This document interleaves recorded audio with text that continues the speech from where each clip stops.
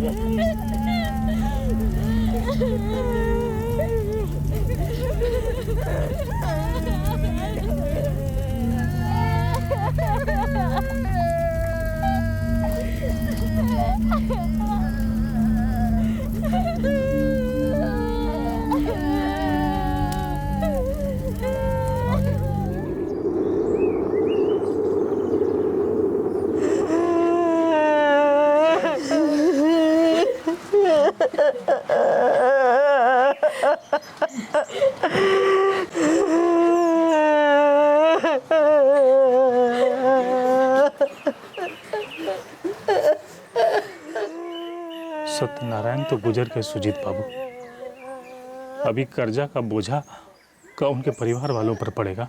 हाँ, मतलब कर्जे की भरपाई के लिए ज़मीन के कागजात एक तरह से गिरवी थे, तो सत्यनारायण जी के गुजरने के बाद अब ज़मीन पर बैंक का ही हक है। का कोनो रास्ता नहीं है कि हम गरीबन की कोई सुने? ये ऐसे तो हम सब लुट जाएंगे। कुछ समझ में नहीं आ रहा है। हाँ, एक बार तुम लोग यहाँ के एसडीएम साहब से मिल लो, हो सकता है तुम सब लोगों की बात सुन के वो कुछ जांच पड़ताल करवाएं इस मामले में। वो इतने बड़े अफसर हैं, हम लोगों की बात सुनेंगे? देखो, कोशिश करने में क्या नुकसान है, क्या कहेंगे, ना ही तो कहेंगे ना, लेकिन हो सकता है तुम लोगों की बात सुन लें और कुछ उपाय निकल आए।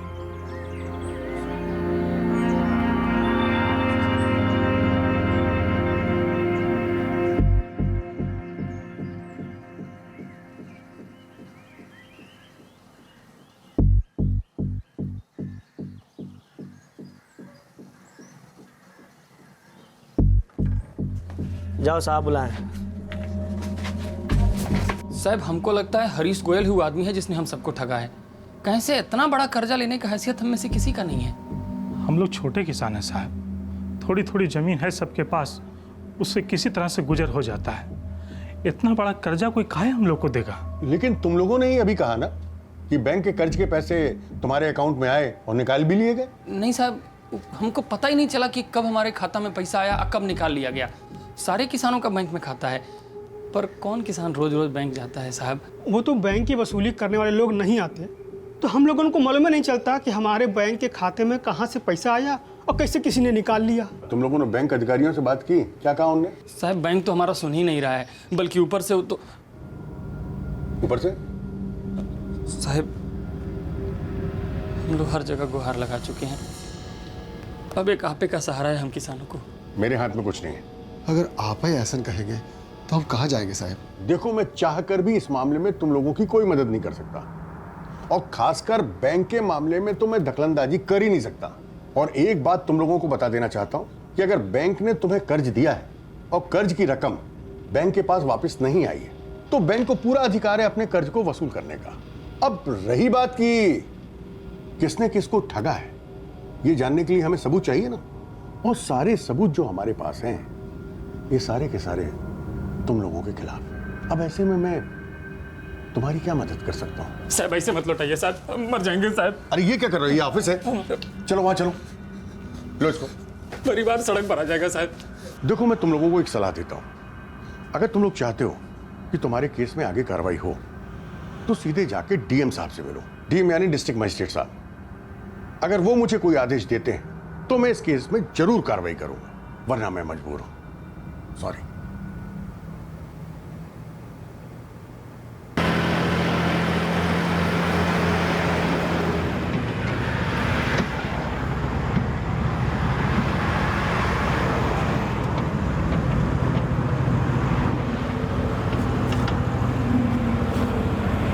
अरे डीएम साहब ऐसे नहीं मिलते हैं, उनसे मिलने के लिए अर्जी देनी पड़ती है। देखिए साहब, हम लोग कोसपुर गांव से आए हैं, बड़ी परेशानी में हैं। अगर आप डीएम साहब से थोड़ी देर के लिए मिलवा देंगे तो बहुत मेहरबानी होगी। साहब 10 मिनट में अपनी बात कह के निकल जाएंगे, एक बार मिलने दीजिए। डीएम साहब को और भी बहुत से ज़रूरी काम होते हैं, वो ऐसे बिना अपॉइंटमेंट के किसी से भी नहीं मिलते हैं। ठीक है साहब, हम लोग यहीं बाहर बैठते हैं और वहीं इंतजार करते हैं। साहब को जब फुर्सत मिल जाएगा हम लोग को बुला लीजिएगा। अरे तुम लोग समझते क्यों नहीं हो? हैं? एक काम करो, वापस गांव जाके एक चिट्ठी लिखो, मिलने की अर्जी तो डीएम साहब के नाम पे, फिर वो देखेंगे कि मिलना है कि नहीं मिलना है। अब जाइए, आप जाइए।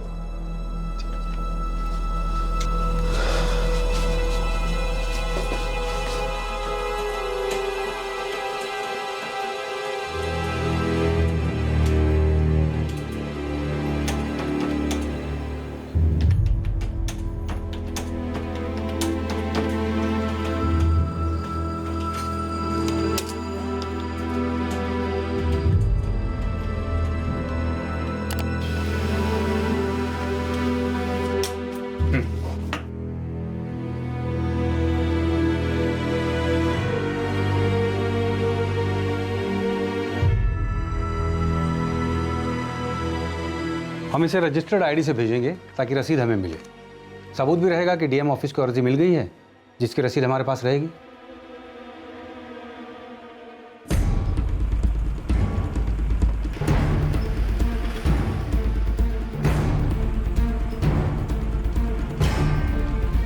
कोई कर्जा वर्जा नहीं लिया है हम लोगों ने, धोखे से लूटा है उस हरीश गोयल ने हम सब गाँव वालों को। देखो, हमें कोई फर्क नहीं पड़ता किसने किसको लूट लिया, हमें तो बस बैंक के पैसे की वसूली करनी है, उसी का कमीशन मिलता है हमें। अब चुपचाप ना दोगे तो चीख चिल्ला के, मार काट के, रो पीट के पैसे तो हम निकाल ही लेंगे। ऐसे कैसे धमकाते रहते हो तुम लोग? बंदूक है तो खूब दबंगई दिखाओगे। अब तक खूब प्रेम मनोहार से बात किए हैं, महीना हो गया, एक को दमड़ी नहीं लौटाया तुम लोगों ने। तुम लोग पैसे नहीं दोगे तो हमें भी नहीं मिलेंगे। बैंक ने तो बोला है जो करना है करो इनके साथ, बस पैसे निकाल लो। फिर भी अब तक हमने शांति से समझाया तुम लोगों को, लेकिन अब आखिरी बार कह रहे हैं, कान खोल के सुन लो। जो इस हफ्ते से पैसे चुकाने शुरू नहीं किया तुम लोगों ने, तो हम तुम लोगों का खेत बेचना शुरू कर देंगे। सबके खेतों के कागज है हमारे पास, समझे?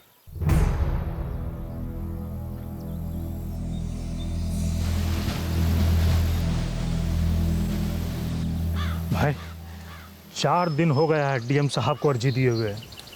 ये बड़े लोग हैं भैया, हम गरीब का दुख दर्द ना दिखे इन्हें। हमारी जान जाए तो जाए, पर इनके कान में जू न रहेंगी।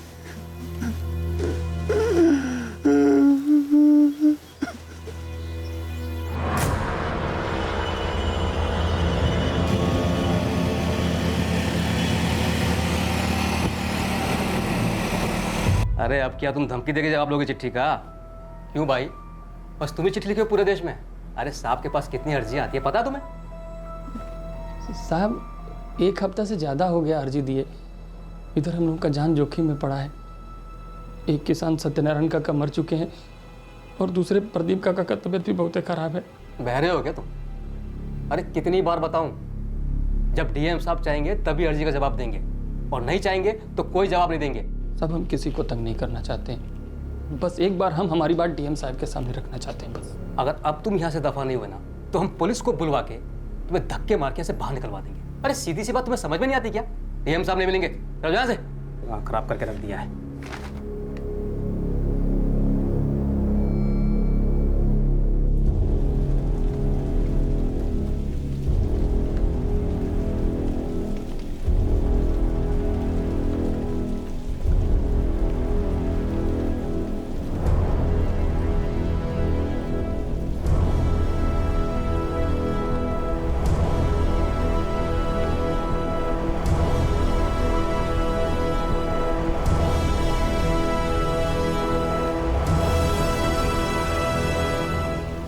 गोविंद सर, हाँ डीएम साहब की गाड़ी आ गई।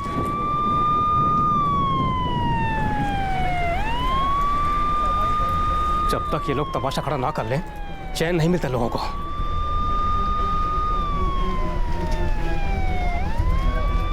हम गरीबों पे अत्याचार बंद करो, बंद करो। हम गरीबों पे अत्याचार बंद करो, बंद करो। हम गरीबों पे अत्याचार बंद करो। देखिए ना साहब, बिना बात कितना हल्ला गुल्ला मचा रखा है इन लोगों ने। कर्ज के नाम पे धोखा, कर्ज के नाम पे धोखा।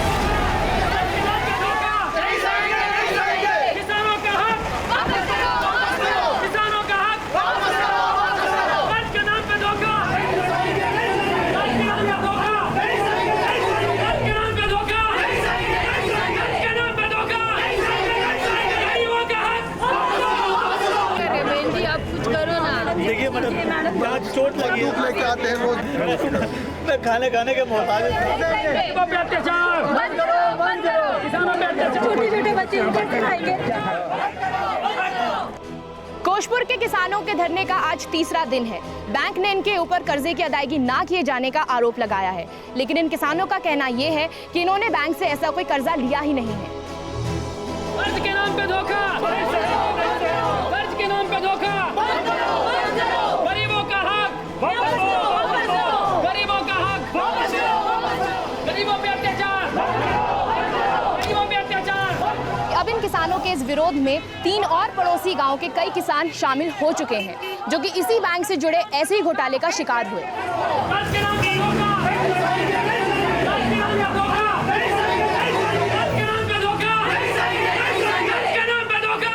अब तक प्रशासन की तरफ से कोई पहल नहीं, कोई अधिकारी इन किसानों से मिलने तक नहीं आया है। इतने बड़े पैमाने पर सरकारी योजना का ये घोटाला हुआ है।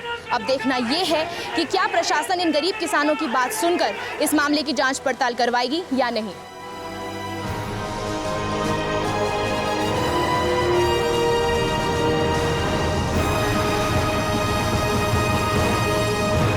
सर, लाइन 4 पे एसडीएम साहब हैं। नमस्ते अरविंद जी। नमस्कार सिंह साहब। अरविंद जी, इतने सारे किसान एक साथ विरोध कर रहे हैं, कोई तो सच्चाई होगी इनकी कहानी में। जी सर, मुझे भी लगता है। आप फौरन इन लोन्स की इंक्वायरी के ऑर्डर्स दीजिए और पुलिस को जांच करने के आदेश दीजिए। Sure sir. और भी कई गांव ऐसे हैं जहां किसान झूठे लोन की शिकायत कर रहे हैं। आप हर एक गांव से कंप्लेंट चुनिए और उसकी शिकायत लिखवाइए और इन्वेस्टिगेशन शुरू कर दीजिए। श्योर सर, अभी करता हूं। आखिर किसानों के विरोध प्रदर्शन से प्रशासन की नींद टूटी और इस मामले की जांच शुरू की गई। उनका निर्दोष साबित होना अभी बाकी था, पर कम से कम उनकी फरियाद तो सुन ली गई थी। मैंने तुम लोगों के पासबुक्स और नोटिस देख लिए हैं। अब हमें यह पता लगाना है कि हरीश गोयल कहाँ होगा। गांव में कोई रिश्तेदार है उसका? ना साहब, उसका कोनो रिश्तेदार नहीं है। एक लक्ष्मण नाम का आदमी है जो उसका करीबी है, पर वो कह रहा था कि हरीश गोयल 1 हफ्ता पहले गांव छोड़ के पता ना कहाँ भाग गया। इस लक्ष्मण को लेके आओ। जी सर। साहब, वो वसूली वाले लोग हम लोगों को अभी भी परेशान कर रहे हैं। ठीक है, उन्हें हम देख लेंगे, लेकिन सबसे पहले हमें यह पता लगाना है कि ये सब कुछ हुआ कैसे। हरीश गोयल ने अकेले किया है या कोई और भी उसके साथ था? अभी तक कोई सबूत भी हाथ नहीं लगा है। बहुत सफाई से सबको चूना लगा गया साहब। तुम लोग सब्र रखो, अभी जांच चल रही है, फैसला नहीं आया है। एक बार इस केस की गुत्थी सुलझे तो समझ में आए कि करना क्या है। साहब हम तो हरीश बाबू का छोटा मोटा काम करते थे साहब वो बड़े आदमी है साहब, उससे मेरा क्या लेना देना है साहब? लेना देना कुछ नहीं है, लेकिन उस तक तो तू ही पहुंचाएगा ना। चल सुनिए तो साहब हमको छोड़ दीजिए साहब।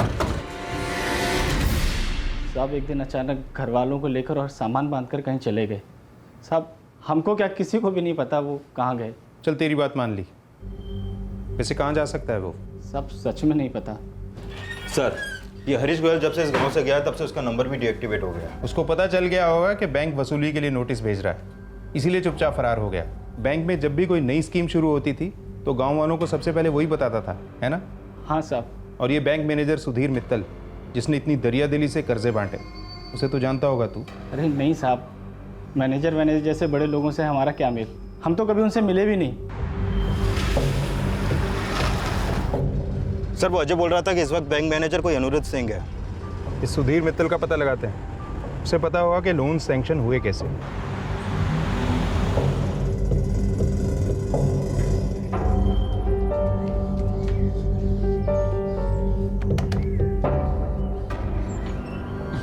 क्या हुआ सुजीत बाबू?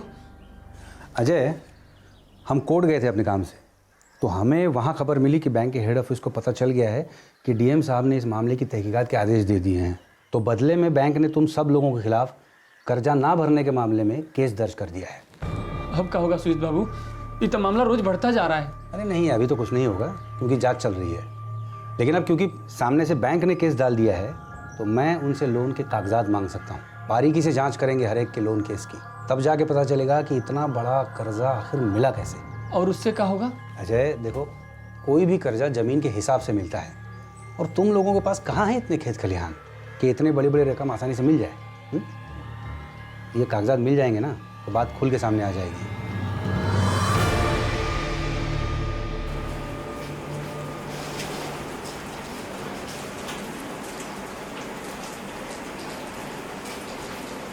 क्या?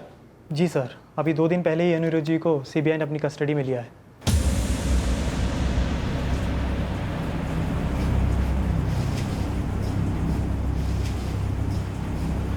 किस लिए? जी वो चंद्रपुर गांव के किसान की लोन की लिमिट बढ़ाने के लिए उनसे रिश्वत मांगी और उसने सीबीआई में कंप्लेंट कर दी। अच्छा, तो घोटालों की परंपरा काफ़ी पुरानी है इस बैंक की। 2006 में भी कोशपुर गांव के कुछ किसानों को लोन दिए गए थे जो उन्हें आज तक मिले ही नहीं। इस केस में मेन अभियुक्त था इसी गांव का एक आदमी हरीश गोयल, और मैनेजर थे सुधीर मित्तल। वो कहाँ हैं अब? ये तो 4 साल पुरानी बात है और इस बैंक में मेरे को सिर्फ 2 साल हुए हैं। मेरे वक्त सुधीर मित्तल यहाँ पर नहीं थे। कोई तो होगा जो उनके बारे में जानता होगा। जी शायद कपिल राणा आपको कुछ बता सके। वो उस वक्त हमारी बैंक की लोन डिपार्टमेंट में थे। मैं कम इन सर? आओ कपिल।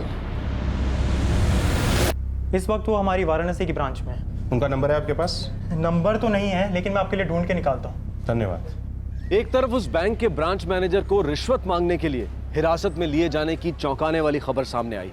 ये साफ दिखाई दे रहा था कि किसानों को धोखा देकर उनके नाम पर लोन लिए जाने की बात सच हो सकती है। वहीं दूसरी तरफ वकील सुजीत शर्मा ने बैंक से किसानों के लोन के पेपर्स निकलवाए। बहुत सी बातें अब खुलकर सामने आने वाली थी।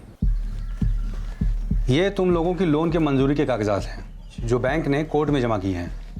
ये लो, अजय चौहान, जयंत सैनी, सत्यनारायण सिंह, तो राकेश तिवारी, अर्जुन सिंह, राहुल दुबे,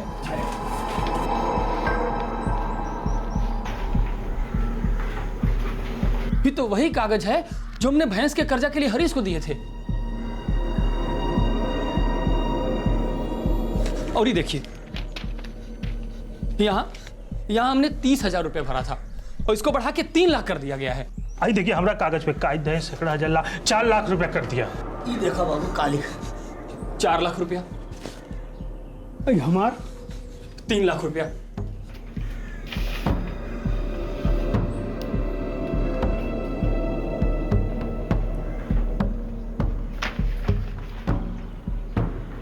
सत्यनारायण जी की फाइल में भी 3 लाख लिखा है। ये तो सरासर धोखा है। हमें बोला गया था कि हमारे कर्जे की अर्जी में किसी कागज की कमी है। सब पेपर्स में अलग अलग खामियां हैं, इसीलिए तुम्हें लोन नहीं मिला है और इसलिए हमारा कर्जा मंजूर नहीं हुआ। अच्छा, तुम लोग जरा अपने जमीन के कागजात पर नजर डालो। ये हमारे फार्म में हमारे बाबूजी की तस्वीर लगी है, ये हमने तो लगाई ही नहीं। अरे हाँ राहुल, ये तो तुम्हारे बाबूजी हैं, चंद्रकांत जी। इस पे तो उनके दस्तखत भी है। सुजीत बाबू, ये देखिए, कर्जा का ही फार्म हमने 2006 में भरा था। 2006 में? हमारे बाबूजी 2004 में गुजर गए थे, वो दस्तखत कैसे कर सकते हैं? सुजीत बाबू, ही देखिए, हमारा कागज पर हमारी घरवाली सुभद्रा का नाम चढ़ा दिया है। आई देखिए उसका दस्तखत, वो तो अंगूठा टेक है, उसको कहाँ लिखना आता है? अच्छा, तुम लोग एक बार जमीन के कागजात देख लो अपने अपने।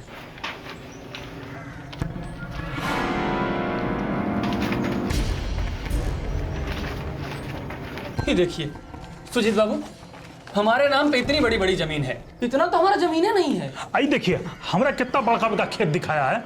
सत्यनारायण जी की जमीन भी असल से कुछ 10 गुने ज्यादा दिखाई गई है। देखने में कागज असली लगते हैं, लेकिन तुम लोगों के कर्जे की रकम बढ़ाने के लिए फर्जी पेपर लगाए गए हैं। सबकी बड़ी बड़ी जमीनें दिखाई गई हैं। देखिए सुजीत बाबू, है ना ये साफ साफ धोखा। अब तो आपको सबूत मिल गया कि हमें लूटा गया है, हम झूठ नहीं बोल रहे हैं। अब हमको ये साफ नजर आ रहा है कि फर्जी कागजात की बिना पर कर्जा दिया गया और पैसा निकाल भी लिया गया, लेकिन किसने क्या किया है ये तो इन कागजों से पता नहीं चलेगा ना। बैंक तो पलट के यही कहेगी कि तुम ही लोगों ने खुद ये फर्जी पेपर लगाए हैं अपनी अर्जी में। ये तो बड़ा जुल्म है, हमें बेगुनाह होने के बावजूद भी खुद को बचाना पड़ रहा है, लड़ना पड़ रहा है। लुटे भी हम और फंसे भी हम। हाँ, अब देखते हैं कि पुलिस की तलाश कहां तक पहुंची है। वो हरीश मिल जाए तो कुछ सच्चाई सामने आए।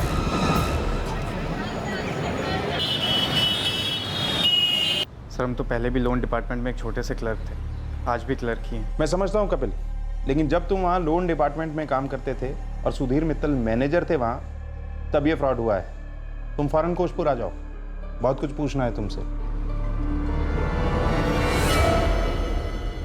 सर, ये हरीश गोयल के नाम का रेड अलर्ट जारी कर दिया गया हर जगह, और हमारे खबरी भी काम पे लग गए हैं। इस हरीश की फ़ोटो है हमारे पास, और आगे की जांच के लिए एसडीएम की परमिशन भी है। इसकी तस्वीर हर जगह लगवा दो, कब तक बिल में छुपा रहेगा? जी सर।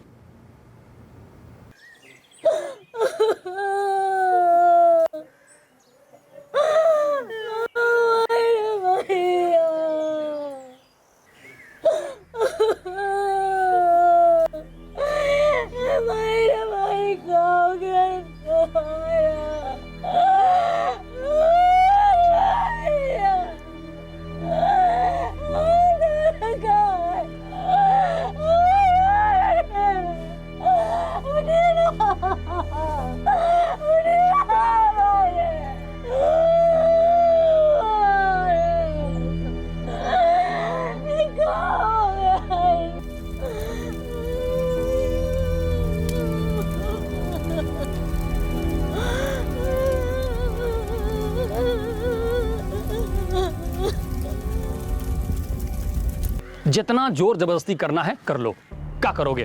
जान लोगे? हम लोग तो वैसे ही रोज रोज मर रहे हैं। अब तुम्हारी धमकी से कोई डरने वाला नहीं है। तुम्हारा झगड़ा बैंक से है, हमसे नहीं। हम सिर्फ यहाँ अपना काम करने आए।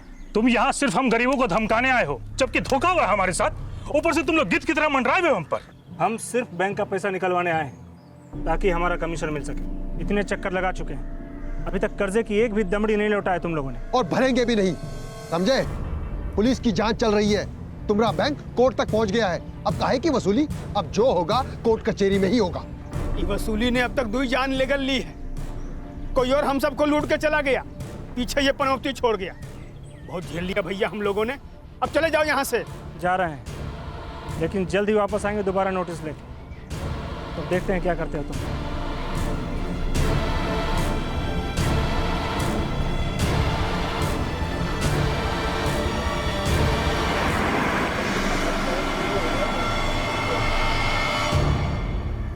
सर, जब तक सुधीर जी ब्रांच मैनेजर थे, उन्होंने बहुत सारे लोन खुद ही सैंक्शन किए, और जो कि वो ब्रांच मैनेजर थे तो उनसे कोई सवाल जवाब नहीं कर सकता।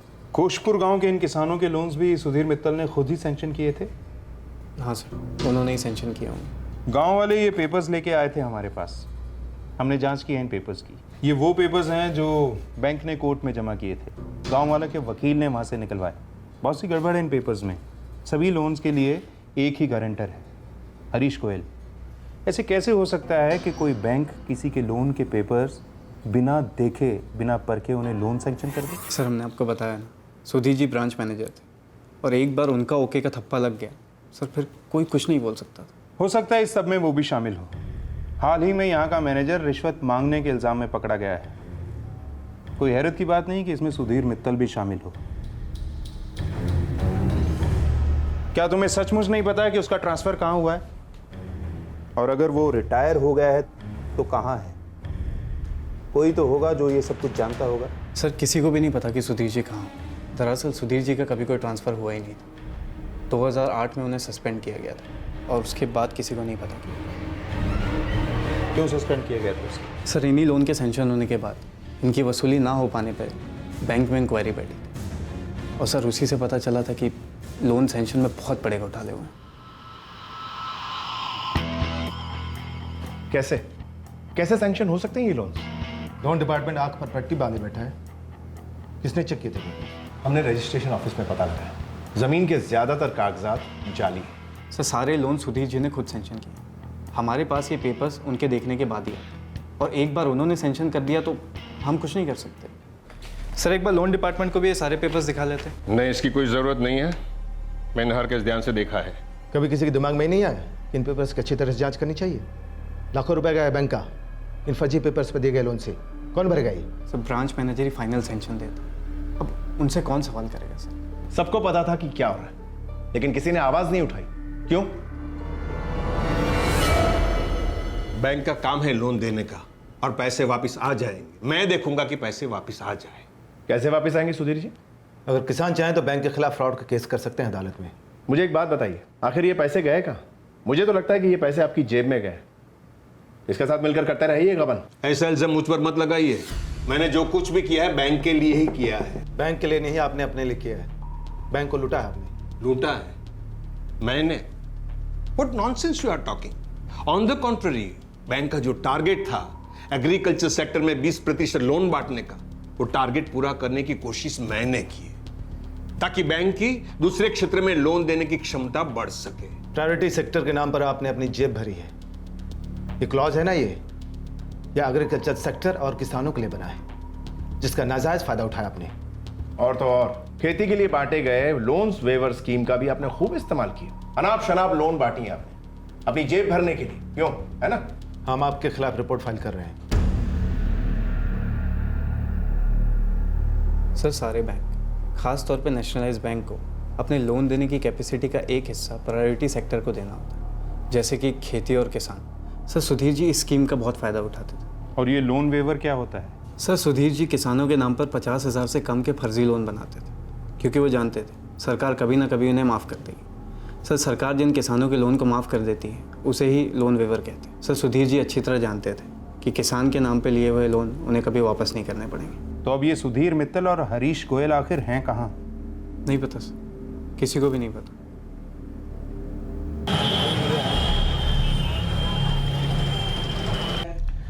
प्रताप जी, ये प्लान ए, ये प्लान बी, इन दोनों का कॉम्बिनेशन गजब का कॉम्बिनेशन है। जब तक आप 55 के हो जाओगे, ये स्कीम आपको कम से कम हर साल 12 लाख का फायदा देती रहेगी। ये देखिए प्लीज।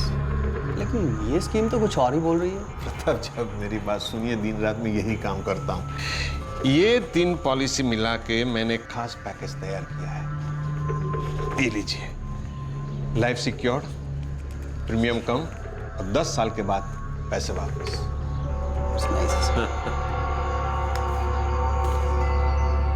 सुधीर मित्तल ने एक नए तरीके से एक नया काम शुरू कर दिया था और हरीश गोयल फरार था। पुलिस उसे ढूंढने की हर कोशिश कर रही थी, लेकिन उस तक पहुंचने में अभी उन्हें बहुत वक्त लगने वाला था।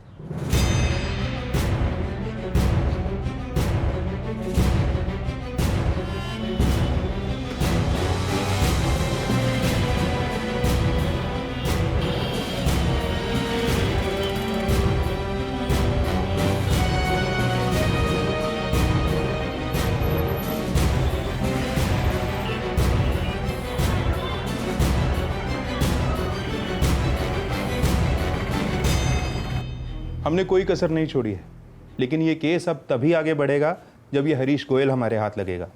हमें लगता है कि उसने ये fraud branch manager Sudhir Mittal के साथ मिलकर किया है। साहब, उस मैनेजर का कुछ पता चला? वो भी गायब है, लेकिन एक बार ये हरीश गोयल हाथ लग गया तो मैनेजर भी मिल जाएगा। साहब, तब तक ही कर्जा का तलवार तो हम सब पे लटकता रहेगा ना। हमने उन वसूली वालों से साफ कह दिया है, वो तुम में से किसी को भी परेशान नहीं करेंगे। बड़ी कृपा है साहब, बस एक बार ये सब हमारे सर से हट जाए तो खुल के सांस ले पाएंगे। हम समझ सकते हैं तुम लोगों के दिल पर क्या बीत रही है। हमारा यकीन करो, हमारे हाथ में जो भी है हम वो कर रहे हैं।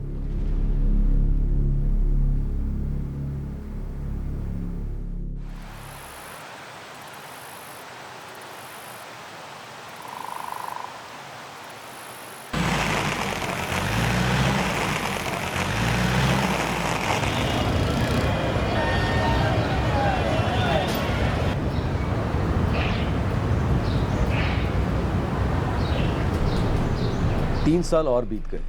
अब ये केस क्राइम ब्रांच के पास आ चुका था। अपने आसपास शिकंजा कसते देख आखिर हरीश गोयल ने कोर्ट के सामने सरेंडर कर दिया। अब इस सारी साजिश से पर्दा उठने वाला था। तो तुम सब कुछ बताने को तैयार हो? हमने ये सब कुछ सुधीर जी के साथ मिलकर किया। पूरा प्लान बताओ, कब, कैसे, क्या किया? हम गांव वालों को हर उस नई योजना के बारे में बताते थे जो बैंक की तरफ से घोषित होती थी। हम सुधीर जी से फॉर्म्स लेते और गांव वालों के बीच उसकी घोषणा कर देते। हम गांव वालों से फॉर्म भरवाते थे, उनके दस्तखत लेते थे और उनके परिवार वालों की फ़ोटो भी लेते थे। हमें पता होता था कि गांव वालों को काफ़ी सारी चीज़ों के बारे में कोई जानकारी ही नहीं, वो लोग हम पर भरोसा करते थे। कागजात इकट्ठा करने के बाद हम और सुधीर जी लोन की रकम बदल देते और कागजात भी बदल देते। सुधीर जी ब्रांच मैनेजर थे, इसीलिए ये सारा काम आसानी से हो जाता था। हम गांव वालों से विड्रॉल स्लिप्स पे साइन करवा के पहले ही ले लेते थे और जैसे ही लोन की रकम उनके खाते में जमा होती थी, हम पैसा निकाल लेते थे और आपस में बांट लेते थे। मॉडस ऑपरेंडी 2, लोन की क्रेडिट लिमिट बढ़ाना। हर किसान को उसकी जमीन के हिसाब से लोन मिलता था। और फिर तुम लोग फर्जी पेपर से लोन की लिमिट बढ़ाते थे, ज्यादा जमीन दिखाकर। जी, जितनी ज्यादा जमीन होती थी उतना ही बड़ा लोन मिलता था। और फिर बढ़े हुए लोन का पैसा उनके अकाउंट्स में जाता था और किसानों को सही तरीके से जो पैसा मिलना चाहिए उन्हें मिलता था, और बाकी का पैसा तुम्हारे और सुधीर मित्तल के पास जाता था। जी। मॉडस ऑपरेंडी 3, हम लोग फर्जी नामों पर फर्जी पेपर्स भी बनाते थे, कभी कभी मरे हुए लोगों के नाम के भी, जिनके नाम से बैंक में खाते हो और जो कभी बंद ना किए गए हो। हम लोग ऐसे खाते ढूंढते थे। सुधीर जी लोन पास कर देते थे और हम पैसा निकाल लेते थे। जाहिर है, फर्जी साइन करके। जी हाँ। और उन लोन में से कितने रिकवर नहीं हुए? सुधीर जी सरकार की लोन वेवर यानी कर्जा माफी योजना का खुलकर इस्तेमाल करते थे। बहुत सारे कर्जे 50,000 से कम के होते थे और इस रकम के किसानों को दिए जाने वाले कर्जे सरकार अक्सर माफ कर देती है। सुधीर जी को कर्जा माफी की योजना के बारे में पता होता था। कर्जे का खाता बंद हो जाता, इसलिए कोई सवाल करने वाला नहीं था। तुम लोगों के कर्मों का खामियाजा गरीब किसान भुगत रहे हैं। सुधीर मित्तल तक तुम ही पहुंचा सकते हो। कहाँ है वो? हमें पक्का तो नहीं पता, पर हम कुछ जगह बता सकते हैं जहां वो हो सकते हैं।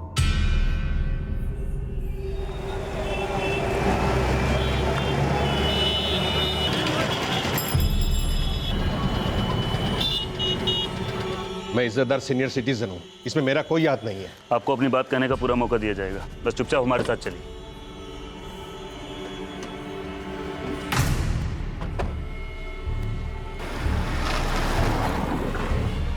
ये सब हरीश की मनगढ़ंत कहानी है। टेल मी, आपके पास क्या सबूत है कि ये सब कुछ मैंने किया है? बैंक ने भी मेरे खिलाफ इंक्वायरी बिठाई थी, आज तक एक भी सबूत नहीं मिला उन्हें।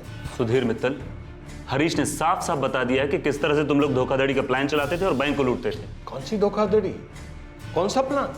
ये गलत इल्जाम है मेरे खिलाफ, मैं इन्हें स्वीकार नहीं करता। I don't accept that. ठीक है, हम तुम्हें कोर्ट में पेश करेंगे। वैसे हरीश पहले ही कोर्ट में सरेंडर हो चुका है, कोर्ट के सामने सारे गुनाह कबूल कर चुका है। अब तुम और तुम्हारा वकील अपने हिस्से की दलील दे सकते हो।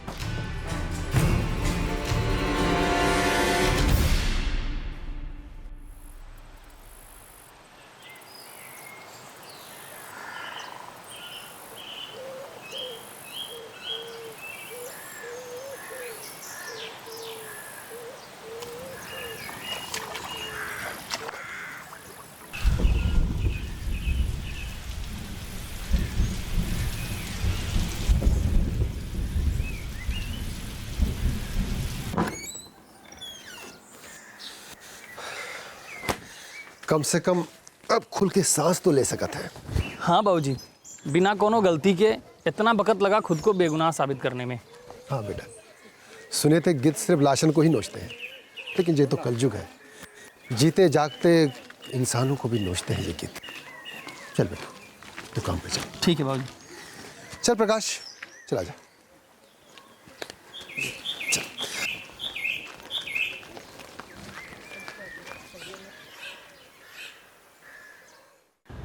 हरीश गोयल जमानत पर बाहर है और सुधीर मित्तल न्यायिक हिरासत में है।